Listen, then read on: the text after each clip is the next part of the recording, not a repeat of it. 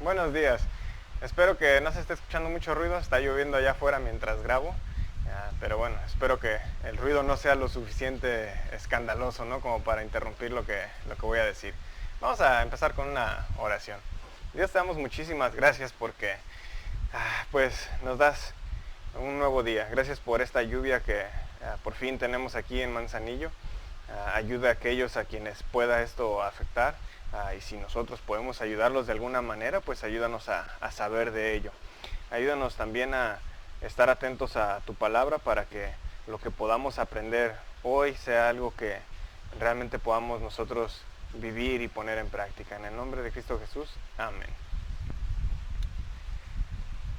Bien, vamos a comenzar una serie de sermones, de predicaciones, basados en lo que es lo que conocemos, ¿no? Como el Padre Nuestro, la oración modelo que dejó Jesús. Entonces, voy a ir analizando, ¿no?, estos versículos durante varias semanas, así que pues no se pierdan lo que va a seguir, porque va a estar todo unido, por lo menos hasta que termine esta serie. Vamos a empezar el tema. Hay algo hasta cierto punto misterioso, ¿no?, en cuanto a la oración. Hay muchos cristianos, incluyendo predicadores, que han venido a pensar que la oración no es algo fácil. Cuesta trabajo, ¿no?, hacer tiempo para orar. Cuesta trabajo entender qué logra o puede hacer la oración. Algunos cristianos incluso llegan a sentirse como si fueran ciudadanos de segunda clase en el reino de Dios por su falta de oración. Esos cristianos llegan a pensar en, pues mejor dejar la oración para los que predican, ¿no? Que ellos sean los que oren para que Dios los escuche. Pero a veces también los predicadores llegan a pensar, no, pues yo tampoco puedo orar todo el tiempo, ¿no?, ni que fuera monje. Y pues desgraciadamente nos vamos limitando nosotros mismos en esta comunicación con Dios. Eso es lo que es la oración. Entonces no se desanimen. Incluso Pablo menciona que no sabemos orar como debiéramos, ahí en Romanos 8:26. Y por lo tanto, el Espíritu de Dios nos ayuda en este diálogo agonizante entre Dios y el dolor del mundo. Un diálogo que muchas veces ni nosotros mismos entendemos bien. Cuando hablamos de la oración, muchas veces no sabemos ni en qué orden van nuestras prioridades. A veces empezamos dando gracias por algo en lo que Dios nos ayudó, luego pues tal vez oramos por algunas necesidades que queremos que Dios supla, y luego a veces pues ahí nos atoramos y ya no sabemos ni qué decir. Amén. Por lo mismo, esta oración que Jesús enseñó, que conocemos comúnmente como el Padre Nuestro, será la base de las próximas predicaciones. Considero que es importante que la iglesia, especialmente en el tiempo que vivimos, debe estar en más oración que nunca. Tal vez estoy exagerando un poco, pero ¿haría daño orar más? No. Vivimos en un mundo muy similar al de Jesús. Dice el autor N.T. Wright que este mundo está lleno de injusticia, de hambre, de malicia y de maldad. Y esta oración que Jesús enseñó precisamente es un llamado a justicia, pan, perdón y redención. Entender esta oración, el Padre Nuestro, nos ayudará a entender mejor cómo y por qué orar. Pero más allá de eso nos va a enseñar, tal como Jesús le estaba enseñando a sus discípulos, a entender nuestra vocación, a entender los propósitos de Dios y hacerlos nuestros también. Nos enseñará que vivir el Padre Nuestro es vivir el reino mismo. Esta oración que Jesús puso como modelo no necesariamente nos cambiará el contenido de lo que oramos, sino más bien cambiará la prioridad de ese contenido. Como vemos a simple vista, esta oración nos enseña, no está enseñando, por ejemplo, que el dolor o el hambre no son reales. No nos enseña a sentirnos insignificantes porque Dios es grande, como algunas religiones, ¿no?, sí enseñan estas cosas. En oposición a estas religiones, esta oración nos enseña que Dios es un Padre amoroso para con sus hijos. Comenzar a entender esto es comenzar a entender lo que es el cristianismo. Para comenzar debemos tener en cuenta que orar no es repetir pues esta oración una y otra vez, que es lo que muchos a veces hacen con esta oración del Padre Nuestro. La repiten como si, bueno, ya con esto ya Dios está contento, ya con esto va a suplir necesidades. No, esto nada más era un ejemplo, es un modelo. Nos dice incluso unos versículos antes de dar este modelo, este ejemplo a Jesús, ahí en Mateo 6:7 dice, al orar no usen ustedes repeticiones sin sentido. O en otras versiones como la Reina Valera dicen, no usen repeticiones vanas como los gentiles, porque ellos se imaginan que serán oídos por su palabrería. Entonces no se trata de cuánto hablo, no se trata de repetir la misma oración, se trata de tener una comunicación con Dios. Lo que Jesús nos enseña es un modelo de cómo hacerlo.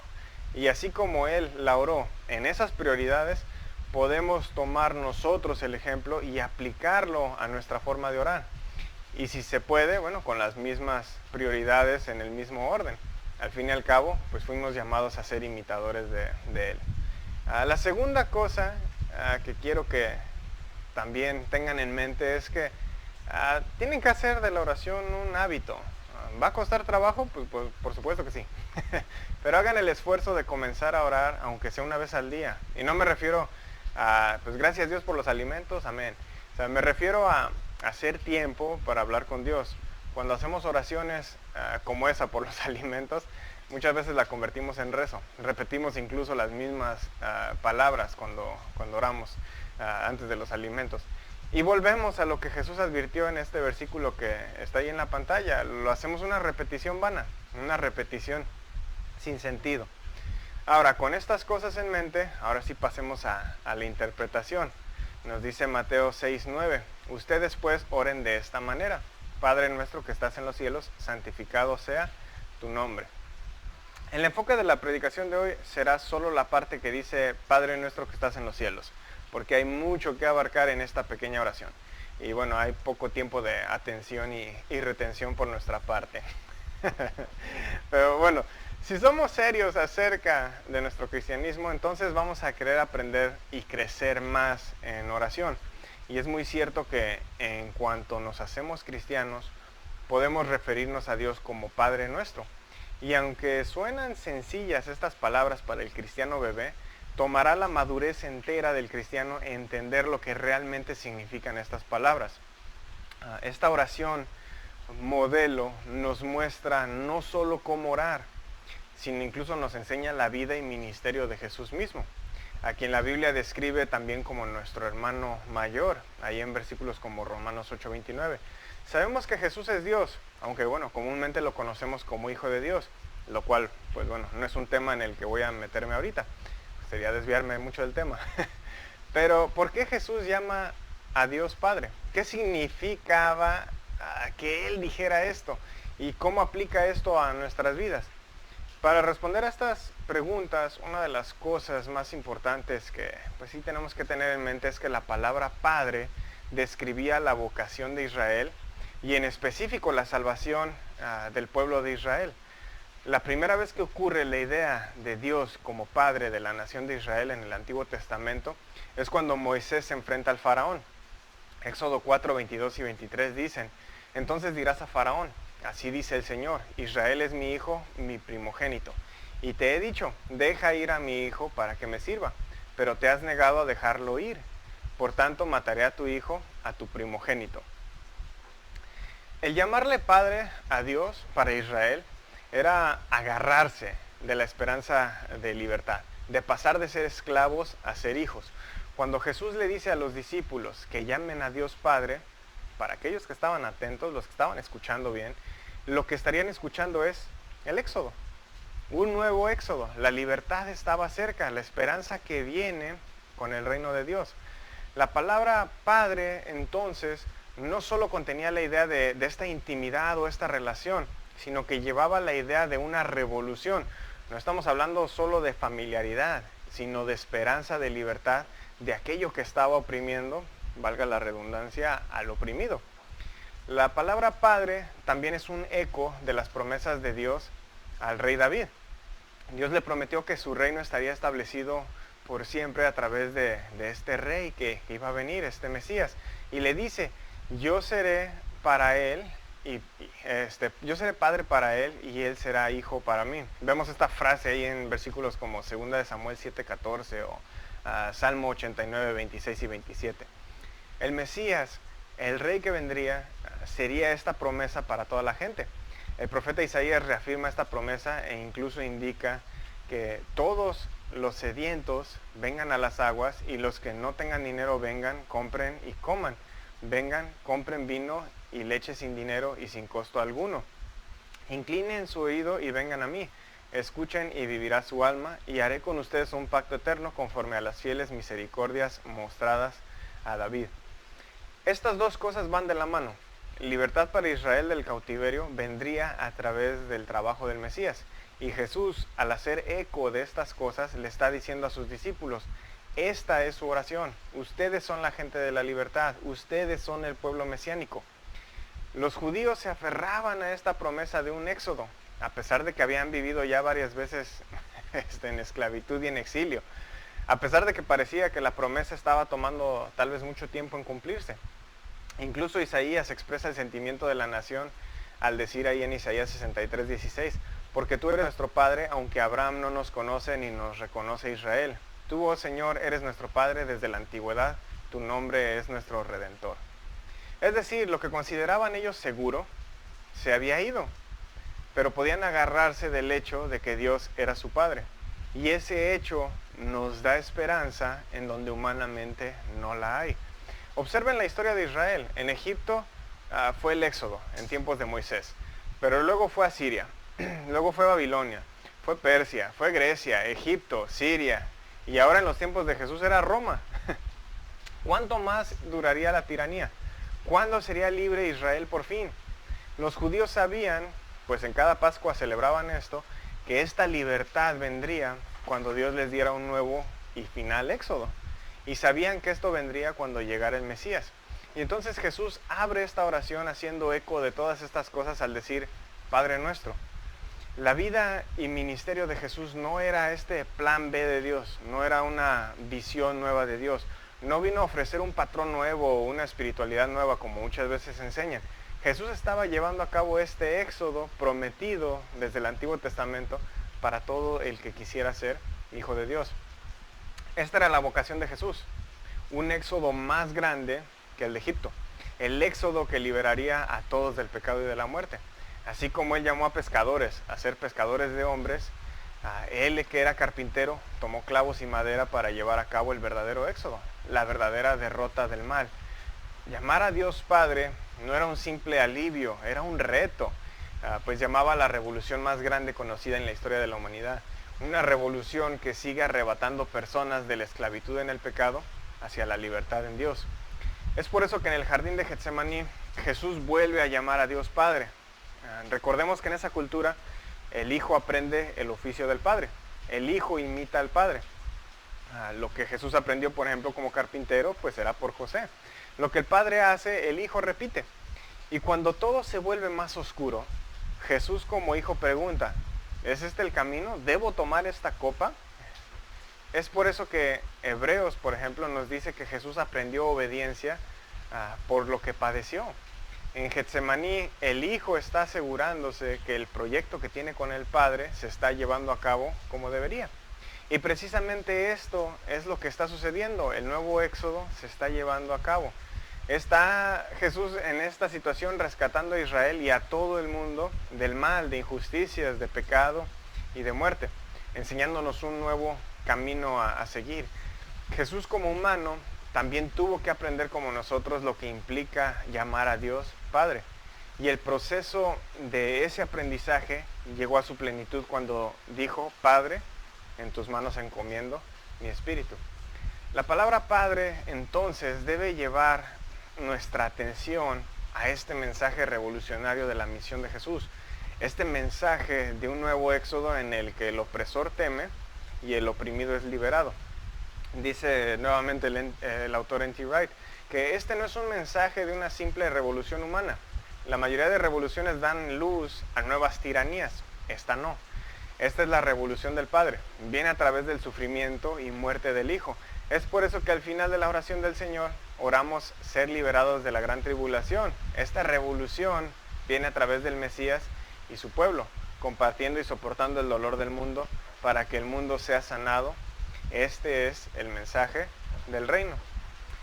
Y para que nosotros podamos ser mensajeros de este nuevo éxodo, debemos aprender a orar y vivir esta oración. Debemos aprender lo que significa llamar a Dios Padre nuestro. Vivir como hijo de Dios significará también ser un aprendiz de Él, como lo fue Jesús. Es estar dispuesto a ir incluso a la muerte para compartir el mensaje del reino de Dios, este nuevo éxodo.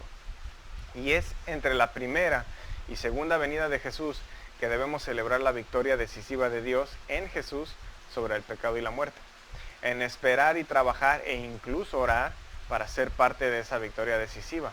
Es por eso que es importante que cada domingo participemos del memorial, pues es ahí donde celebramos la venida del reino ahora y oramos por su plenitud pronto.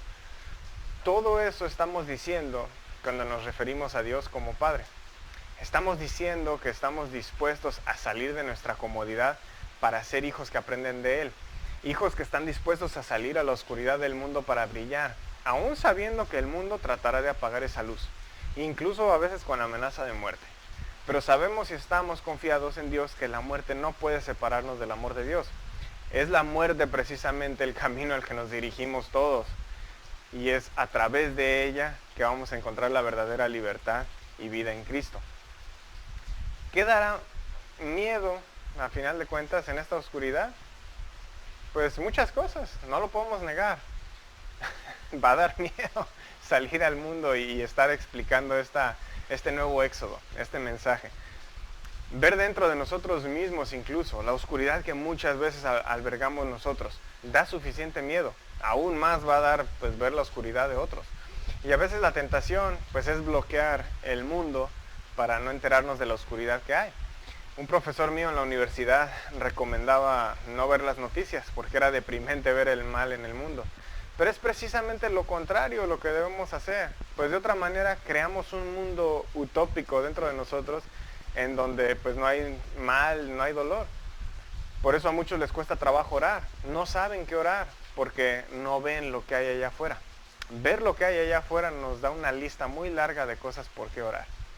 No acabaríamos de orar si observáramos el mundo por un día.